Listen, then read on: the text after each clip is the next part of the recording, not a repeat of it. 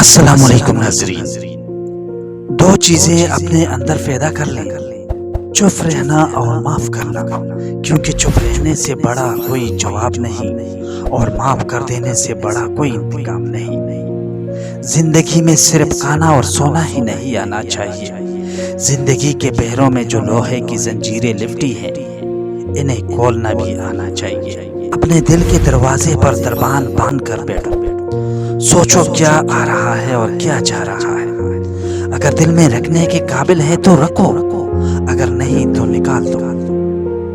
بہت شدید خواہش اور خلوص سے مانگنے کے بعد بھی اگر آپ محروم رہ جائیں تو اس محرومی کو اپنی ذات پر بوجھ نہ سمجھیں، اور یہ بات یاد رکھیے کہ اللہ جانتا ہے کہ آپ کے لیے بہتر کیا ہے اور کیا نہیں۔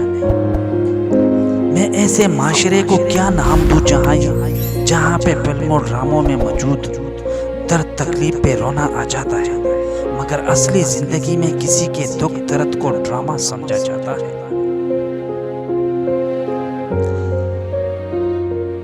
جب عقل اور دماغ ایک ساتھ کام کرتے ہیں تو انسان ذہین ہوتا جاتا ہے۔